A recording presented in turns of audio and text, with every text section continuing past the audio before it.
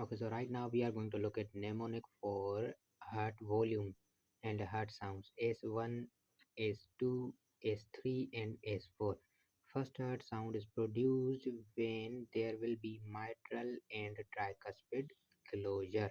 When mitral and tricuspid closure occurs, first heart sound will be produced, and when aortic and pulmonary closure occurs, there will be second heart sound.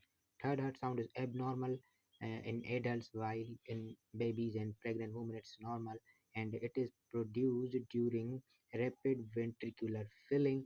And fourth heart sound is heard during aortic click or atrial systole. And first heart sound is heard during mitral and tricuspid closure, while it has uh, uh, isovolumic contraction. Second heart sound will have isovolumic relaxation. Third heart sound is rapid ventricular filling, and fourth heart sound